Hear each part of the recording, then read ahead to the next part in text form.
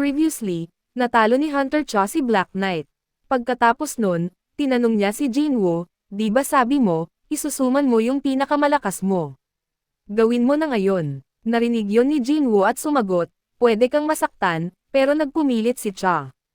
Habang nagsasalita siya, may maitim na aura na lumitaw sa likod ni Jinwoo, isasama na niya si Bero. Tinanong niya si Cha, "Sigurado ka bang kaya mo to?" Naisip ni Jinwoo na kahit mas mahina ang Shadow Soldiers kaysa sa mga totoong tao, iba si Bero, ginawa siya para pumatay ng hunters. Kung seryoso si Bero, maliit lang ang chance na manalo si Cha. Habang papalapit si Bero, inutusan siya ni Jinwoo, "Talunin mo siya, pero siguraduhin mong di siya masasaktan."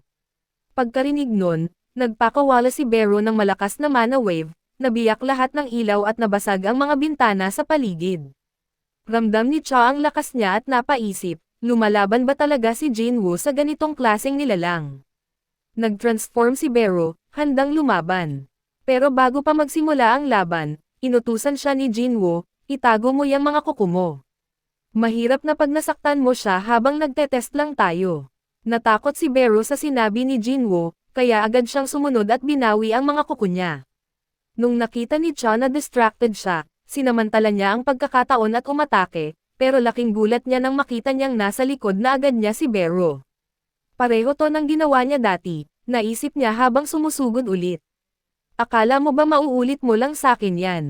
Pero bago pa tumama ang espada niya, hinawakan lang yun ni Bero na parang wala lang. Binitiwan niya ito at nagsabi, "Master, bigyan mo lang ako ng utos na talunin siya nang hindi siya nasasaktan, ipapakita ko sa kanya ang agwat ng lakas namin." Habang tuloy pa rin si Cha sa pag-atake, iniwasan lang lahat ni Bero na parang wala lang.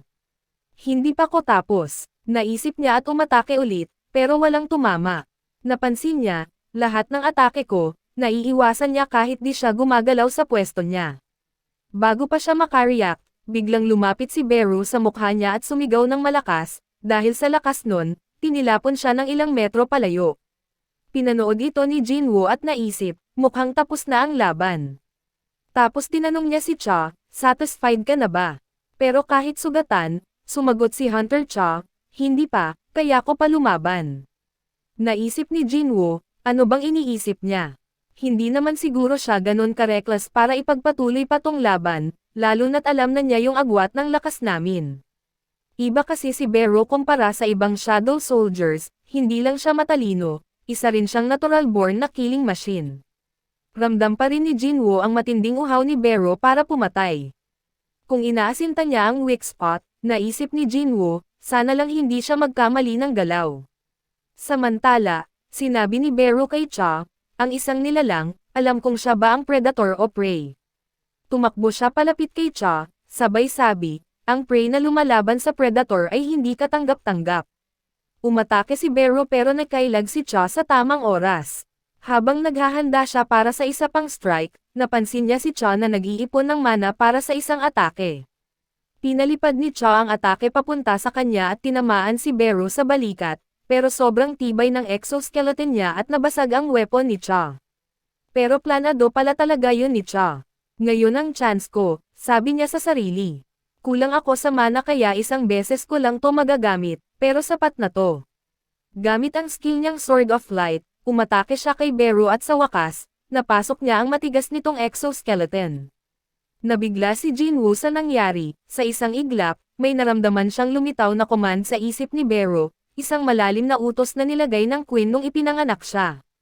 "Annihilate all enemies." Mahina pero malamig na sinabi ni Bero, "Ang babaeng ito, kalaban ko." At naghanda siyang umatake nang may intensyon na pumatay. Nakita to ni Jinwoo at agad siyang sumigaw ng utos, "Tama na." Pero hindi siya pinansin ni Bero. Na-realize ni Cha na baka katapusan na niya. Pumikit siya, hinihintay ang huling atake. Isang malakas na pagsabog ang narinig, pagdilat niya, nakita niya si Jinwoo na sinagip siya ulit. Si Bero, biglang natauhan at tumalon palayo. Tumulong si Jinwoo kay Hunter Cha para makatayo. Lumuhad si Bero at humingi ng tawad, "Patawad, Master." Pero mas concerned si Jinwoo kay Hunter Cha. Tinanong niya, "Bakit mo ginagawa to? Wala ka namang kailangang patunayan. Test lang to," Isang entrance test para sa isang hindi kilalang guild. Isang hunter na tulad mo, hindi mo na kailangang isugal ang buhay mo para lang dito. Tinanong pa niya ulit, bakit ka nga ba nagpapakahirap? Interesado ka ba sa akin? Nagulat si Hunter Cha sa tanong. Samantalang si Jinwoo, naisip, o baka naman, hindi rin yun ang dahilan. Hindi ko talaga mabasa kung anong balak niya, naisip ni Jinwoo habang nag-iisip. Pero bigla niyang narinig si Hunter Cha na mahina niyang sinabi, baka nga yun na nga ang dahilan. Nag-shift ang eksena sa Amerika, kung saan nagkita sina Michael Connor at Mrs. Selner kay David Brennan, ang direktor ng Federal Bureau of Hunters. Tinanong sila ni Director Brennan tungkol sa naging meeting nila kay Jinwoo, at kung bakit hindi nila napapayag si Jinwoo na sumali sa Estados Unidos. Pinaliwanag ni Michael na base sa obserbasyon ni Mrs. Selner, isa si Hunter Jinwoo sa tinatawag nilang Kings. Nagulat si Director Brennan at nagtanong, ibig niyo bang sabihin, kasing lakas siya ng isang national level hunter? Nagsimulang ipaliwanag ni Mrs. Selner ang nakita niya nang sumilip siya sa isipan ni Jinwoo. Lahat ng awakened hunters ay kumukuha ng lakas mula sa tinatawag na other side. At ang koneksyon nila sa source na yun ang nararamdaman ko. Minsan, sobrang lakas ng force mula sa other side, kaya ang ilan ay nagmumukhang parang nagliliwanag na mga hari, kaya tinatawag ko silang kings. Pero sa kaso niya, wala akong nakitang kahit anong koneksyon. Tumigil siya sandali bago nagpatuloy. Nung tumingin ako sa mga mata niya, ang dilim sa loob niya ang tumingin pabalik sa akin. Hindi lang siya may kadiliman, siya mismo ang kadiliman. Pagkarinig nito, nagtanong si Director Brennan, ibig mo bang sabihin masama siyang tao? Umiling si Mrs. Selner, hindi. Ang sinasabi ko ay tungkol sa pinanggagalingan ng lakas niya. Si Hunter Jinwoo, hindi siya humihiram ng lakas mula sa ibang mundo gamit ang koneksyon tulad ng ibang awakened. Siya, sariling lakas niya ang ginagamit, kaya wala siyang limitasyon gaya ng iba. Tinanong ni Michael, ibig mo bang sabihin, walang hanggan ang pwedeng maging lakas niya? Na pwede pa siyang lumakas. Tumango si Mrs. Selner, oo, yan ang ibig kong sabihin. Pagkarinig ng lahat ng yon, tumayo si David Brennan at nagpasalamat kay Mrs. Selner sa impormasyon. Tinawag niya si Michael para sumama sa kanya habang papunta sila sa basement level 24. Habang nasa elevator pababa, sinabi ni David Brennan, kung hindi natin siya makukuha gamit ang kakayahan ni Mrs. Selner, kailangan nating maghanap ng ibang paraan. Tapos nagtanong siya, naalala mo ba ang pinakaunang S-rank gate na nagbukas? Kailangan nating maghanap ng ibang paraan at tanungin kung naaalala niya yung pinakaunang S-rank gate na nagbukas. Sumagot si Michael, of course I do, yun ang pinaka-catastrophic na dungeon break sa ngayon, winasak nun ang buong West Coast. Pinaliwanag ni David Brennan na nung panahong yun, nag-recruit ang Amerika ng pinakamalalakas na hunters sa mundo kapalit ng malaking reward. Pero sa lahat ng sumali, 5 lang ang nakaligtas sa raid. Bawat isa sa kanila ay binigyan ng authority na kapantay ng isang bansa, kaya tinawag silang national level hunters. Tuloy niya, si Kamish the Dragon, na kilala rin bilang The Inextinguishable Flame, ay isang halimaw na mag-isa lang, nakapatay ng daan-daang top-rank hunters. Pero may silver lining pa rin sa trahedyang iyon. Tinanong ni Michael kung yun ba ang tinutukoy niya, sabay bukas ng pinto. Sabi ni David Brennan, tingnan mo na lang. Nagulat si Michael nang makita ang runestone na nakuha mula sa bangkay ni Kamish. Sabi ni David, 8 taon na mula noong Kamish raid, at hanggang ngayon, wala pa ring mage class na national level hunter. Kaya ang runestone na ito, matagal nang naghihintay sa malamig na basement na to para sa tamang may-ari. Ngunit si Kamish, magbibigay muli ng mahalagang regalo sa dakilang bansang ito. Lipat ang eksena kay Jinwoo na nasa shower, nakatingin sa salamin, at hindi makapaniwala na may babaeng nagsabing may gusto siya dito. Iniisip niya, ramdam kong mula nung reawakening ko, tumangkad ako at gumanda katawan ko. Pero ganun na ba talaga ako ka-attractive? Dahil ba to sa mga buffs na nakuha ko mula sa skill na Will to Survive? Na kahit anong damage, nare-restore agad katawan ko. Baka kaya rin nag-clear up balat ko. Pumunta siya sa kwarto ni Gina at tinanong, paano mo ako i-rate? Sumagot si Gina, in terms of what? Sabi ni Jinwoo, sa pagiging attractive ko. Tumingin si Gina sa kanya, saan galing ang kumpiyansang yan? Sa paningin ko, mukha ka lang tambay. Nay na si Jinwoo, salamat sa biased mong opinion. Sabay sipal ni Gina sa kanya. Sabi niya, ituloy mo lang yan at baka ikaw pa ang mabalian ng paa. Nakalimutan mo na ba kung sino ang kuya mo? Paano ka nakapasok sa school brain ka? Sagot ni Gina, nasa top ako ng klase, no. Pagkatapos nun, sinabi ni Jinwoo kay Gina na plano niyang bumuo ng bagong guild. Tinanong siya ni Gina, so ikaw na ba ang big boss ngayon? Habang kausap niya ang kaibigan sa phone tungkol sa usapan nila, tinanong siya ni Jinwoo, anong tingin mo sa pangalan na solo play guild? Sagot ni Gina, bakit mo ipapangalan ng ganon? Gumagamit ka ng skills para mag-summon ng shadow soldiers, so technically, hindi ka naman solo player. Naisip ni Jinwoo na may point siya, kaya tinanong niya, so anong magandang name ng guild ko? Sabi ni Gina, gawin mo na lang a Jin Guild. Yung ibig sabihin oy, tapos Egen, means to go forward. Nagpakita ng interest si Jinwoo sa pangalan. Lipat ang eksena sa bahay ni Hunter Cha, na nagwawala sa kwarto habang inaalala ang nangyari kanina. Sabi niya, parang inamin ko na gusto ko siya. Baka isipin niyang baliw ako. Pero niligtas niya ang buhay ko, kaya normal lang na magkagusto ako, di ba? Sino ba niloloko ko? Totally hindi okay to. Habang nakahiga siya, napaisip siya, technically, nakaligtas ako dahil sa healing ability ni Hunter Min. Pero habang nag-iisip, bigla siyang may naalala, habang nawawalan siya ng malay, may nakita siya sa vision. Naalala niyang may kamay na humawak sa kanya habang lumulutang siya. May boses na nagsabing, pakiusap, sabihin mo sa kanya, paglingon niya, si Hunter Min pala yun. Ang gusto nitong iparating ay, sabihin mo kay Hunter Jinwoo na mag-ingat siya, sa kapangyarihang nasa loob niya. Bigla siyang napaupo at, napasigaw, naalala ko na. Kinabukasan, pinakita si Jung Yunho na sinabihan si Park Jin-soo na may gate na lumitaw sa teritoryo nila kahapon, pero mahirap kumuha ng raid permit. Ayon sa Hunter Association, mataas ang rank ng gate. Tinanong ni Park Jin-soo, S-rank ba yan? Sagot ni Jung Yunho, hindi, pero malapit na sa ganong level. Narinig yun ni Park Jin-soo at sabi niya, pwede tayong mamatay dyan kung hindi tayo mag-iingat. Paliwanag ni Jung Yunho, kung S-rank talaga to, mas mabuting wag na nating ituloy. Wala silang sapat na manpower para sa isang napakalakas na gate, pero isa sila sa 5 major guilds sa bansa, kaya kung mab-aigo silang linisin yun, baka magumpisang magingay ang mga tao. Dagdag pa, baka samantalahin to ng mga tao sa Fame Guild kung ipapasa nila ang gate na to. Pagkarinig nun, nagalit si Park Jin-soo. Gusto mong pakainin na lang natin ng kutsara sa iba yung gate na lumitaw mismo sa harap ng bakuran natin. Takot si Jung Yunho at sabing, ay inform ko lang naman kayo. Habang nag-uusap sila kung anong gagawin, may babaeng lumapit mula sa likod at nagsabing, bakit hindi na lang tayo makipag-alayan sa ibang guild?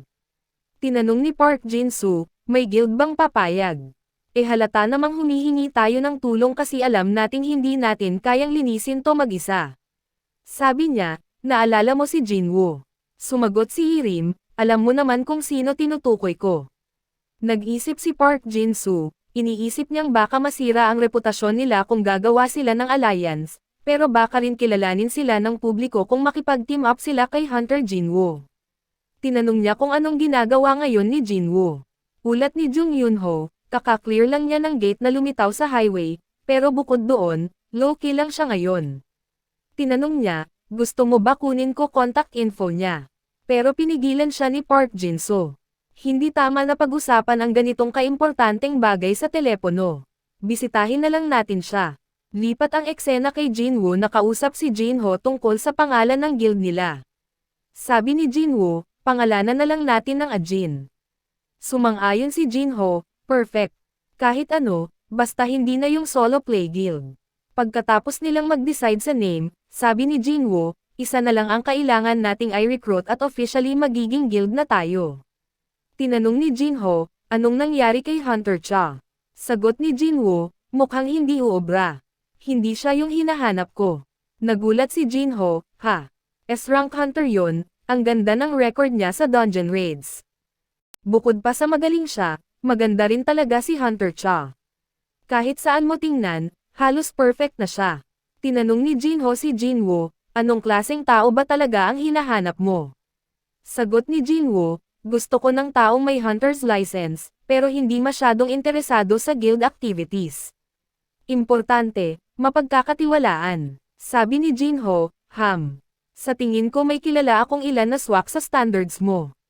Habang nag-uusap sila, may kumatok sa pinto. Tumayo si Jinwoo para buksan at naisip, wag mo sabihing si Hunter Cha na naman to. Pero pagbukas niya ng pinto, nakita niya si Park Yeon-ho kasama si Jung Yi-rim at Jung Yun-ho. Nagpakilala si Park Yeon-ho bilang guildmaster ng Night Guild. Nagulat si Jinwoo at si Jinho kung bakit bigla silang dumalaw sa guild office nila. Pagkaupo, nagsimulang magpaliwanag si Park Yeon-ho. Pinakita niya ang video ng gate na kamakailan lang lumitaw sa Korea.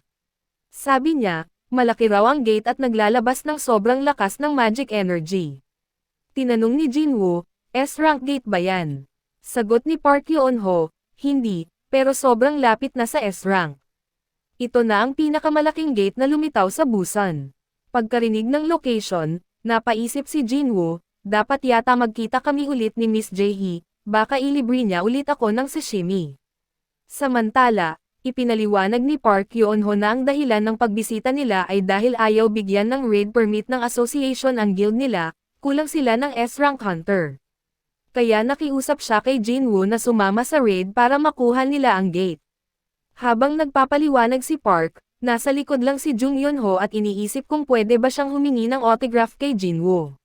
Nag-alok si Park Yeon-ho, usually, kapag may S-rank hunter sa raid, 10% ng kita ang napupunta sa kanya. Pero willing akong ibigay sa'yo ang 20%. Sagot ni Jinwoo, gawin mong 50 hanggang 50. Sasali ako kung makikipag-alay kayo sa guild ko mismo, hindi lang sa akin bilang individual.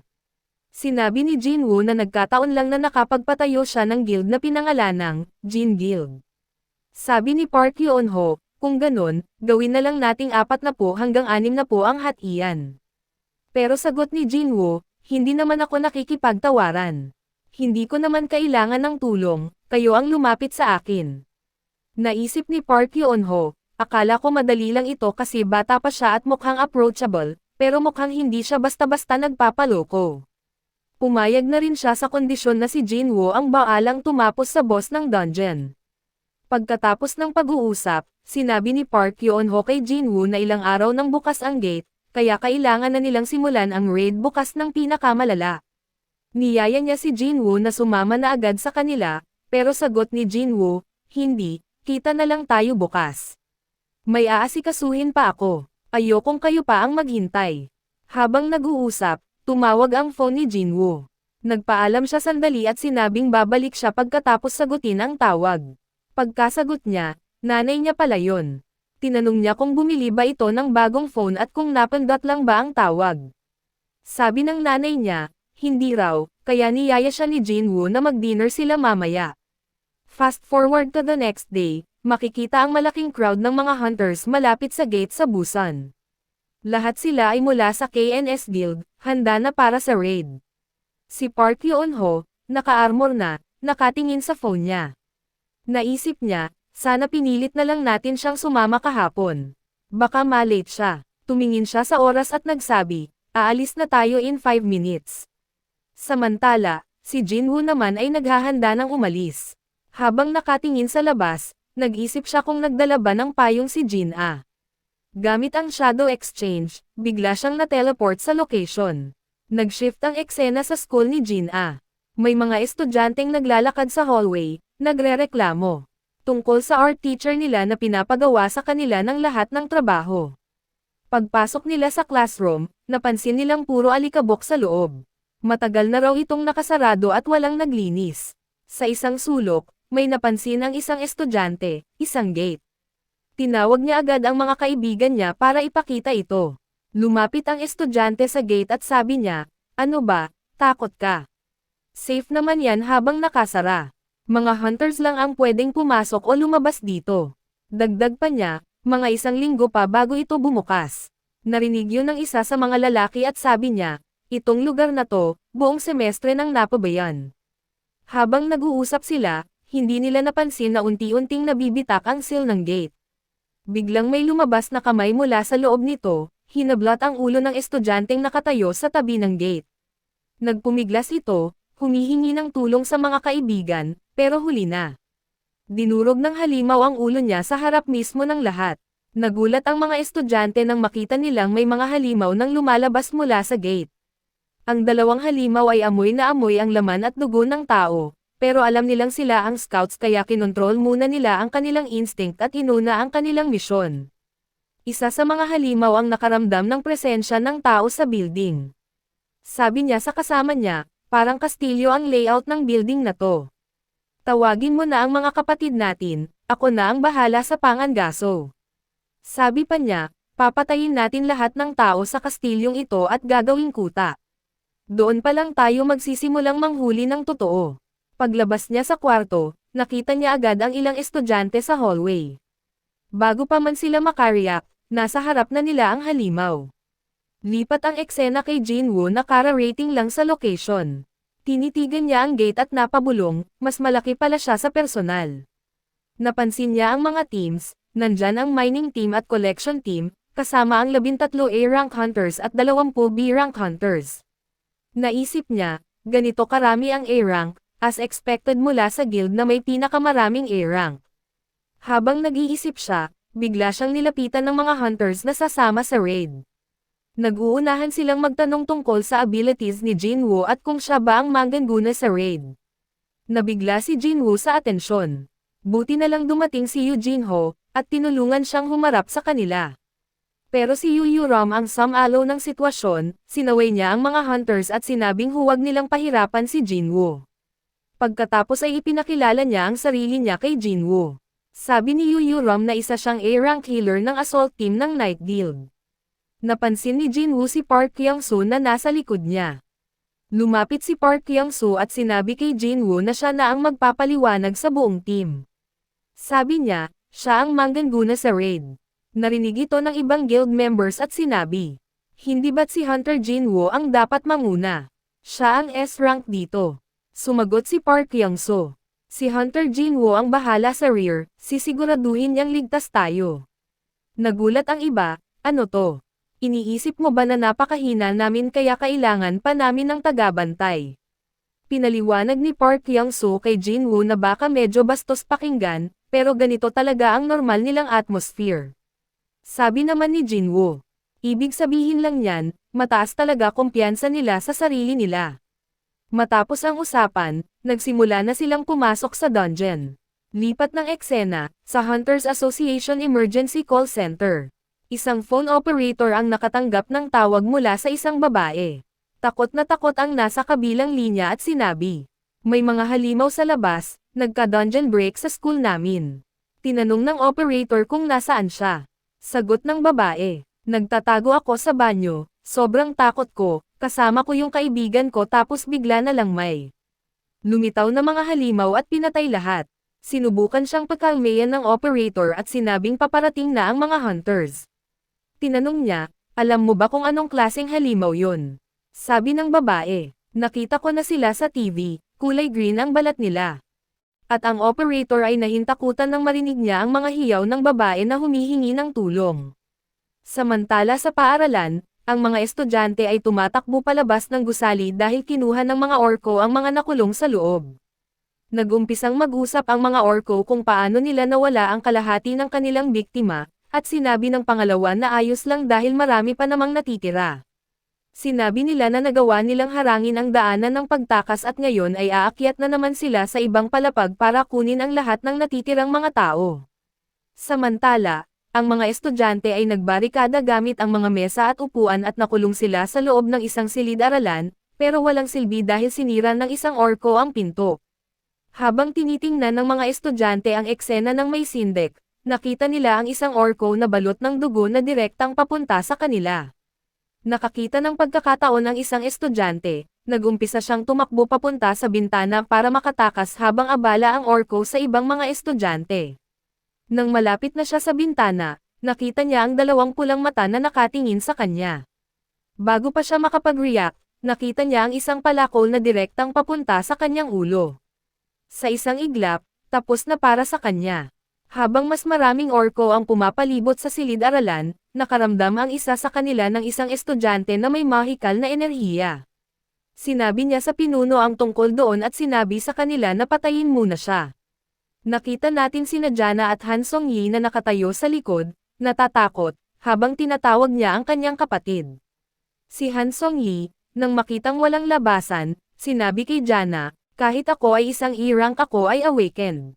Handa ng lumaban habang pinipigilan siya ni Jana. Habang papalapit ang mga orko sa kanila, tinanong ng isa kung iyon ba ang tao na sinasabi niya. Sinabi ng pangalawang orko, hindi, nakakaramdam ako ng mas malakas na bagay sa tabi niya. Iwinasiwas nito ang kanyang palakol papunta kay Jana, na nagsasabing, ang amoy ay nanggagaling sa babaeng iyan, dapat siyang mamatay.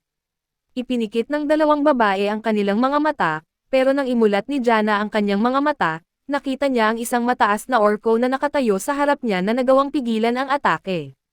Nang tingnan niya ito, naintindihan niya na ang kanyang kapatid pala ang naglagay ng mga sundalo na ito sa paligid niya para sa kanyang proteksyon. Sa isang swing lang ng suntok, nagawa ng high orc na ilipad yung orc sa ere at bumutes ito sa ceiling, na-shock yung ibang monsters sa room. Habang tatlong malalaking orcs ang pumapalibot kay Jana, bumalik yung eksena kay Jinwoo at sa Knights Guild na nakapasok na sa dungeon.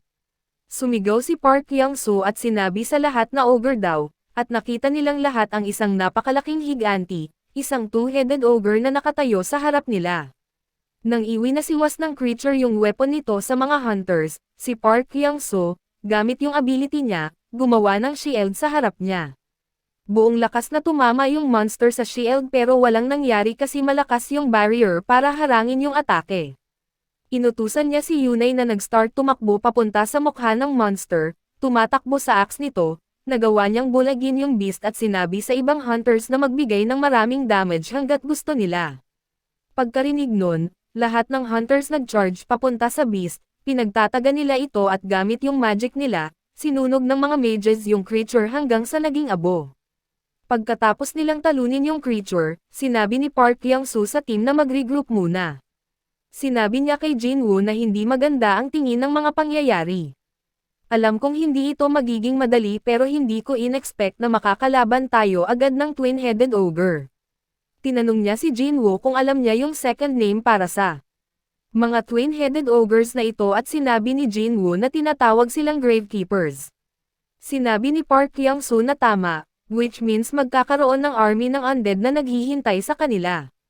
Narinig niyang sinasabi ni Jong Yun-tai na banibiro niya ito at tinanong kung dapat na ba silang umatake sa kanila pero napansin nilang hindi lumalapit yung undead sa kanila, nakatayo lang sila doon at nakatingin sa kanila.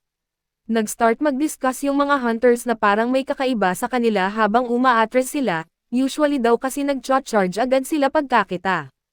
Pagkarinig sa kanila, naisip ni Jinmo na mataas ang expectations niya dahil high tier A rank dungeon daw ito, at bigla siyang nakaramdam ng kakaiba. Sinabi niya kay Park Young-soo na aalis na siya dahil may urgent matter daw na bumulaga. Pagkarinig nun, tinangkang pigilan siya ni Park Young-soo, sabi niya, kung wala ka, baka mapahamak tayo.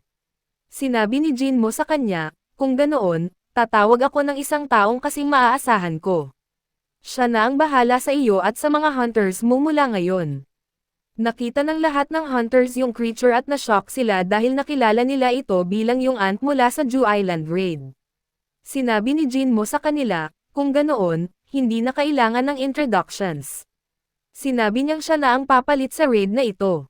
Inutusan niya si Barrow na protektahan yung mga humans at gawin ang gusto niya sa ibang monsters. Pagkarinig nun, bumuga ng malakas na ingay si Barrow habang naghahanda siyang lumaban. Samantala, pinanood ng mga hunters habang pinapatay ni Barrow ang lahat ng monsters sa lugar. Pagkatapos nilang tapusin yung mga monsters, sinabi ni Jinwoo sa mga hunters na tutulong daw sa kanila yung mga monsters na yon, 20 is more than enough para sa dungeon na ito. Mag-uumpisa na siyang umalis pero pinigilan siya nila, tinanong kung aalis na talaga siya pagkatapos niyang pakawalan lahat ng shadows. Inis na tiningnan sila ni Jinwoo nang may galit, sabi niya, Pwede ko silang i-dismiss bago ako umalis kung gusto nyo, pero sa tingin ko hindi iyon makakatulong sa inyo. Pagkakita sa kanya ng ganon, natakot silang dalawa. Pagkatapos nun, tiningnan ni Jinwoo yung cooldown time sa Shadow Exchange, mayroon pa itong 1 hour and 42 minutes kaya nag-start siyang tumakbo papunta sa exit. Pagkakita sa kanyang umalis, hindi makapaniwala si Park Hyung-soo na umalis siya. Habang tumatakbo si Jinwoo, naisip niya, patuloy akong nakakatanggap ng signals mula sa Shadow Soldiers na iniwan ko kay Jana, may masama akong kutob dito. Nakita niya ang isang grupo ng undead na humaharang sa daan. Pagkakita nun, nagalit siya at sinabing, umalis kayo sa daan ko. Pagkarinig nun, lahat ng undead nagbigay daan sa kanya habang nakaluhod. Pagkakita nito, nagtaka si Jinwoo kung ano ang nangyayari. Nakaluhod ba sila sa harap ko dahil isa akong high-class necromancer na may kakayahang utusan ang undead? Pero binaliwala niya iyon at tumalon sa ibabaw nila, tinawag si Kaisel at nag-start ng lumipad palabas ng gate. Pagkakita sa kanya, lahat ay naghiyawan sa tuwa. Nang makilala nila yung Wyvern bilang summon ni Jinwoo, inutusan ni Jinwoo si Kaisel na dalhin siya sa kapatid niya ng mas mabilis hanggat kaya nito at ginamit niya yung skill niya para pataasin yung stats ni Kaisel ng 50% para mas mabilis itong makalipad. Dito na nagtatapos yung episode. Maraming salamat po sa panonood. Talagang pinapahalagahan ko ito at kung hindi pa po kayo nakasubscribe, mangyari pong mag-subscribe at kita-kits po sa susunod.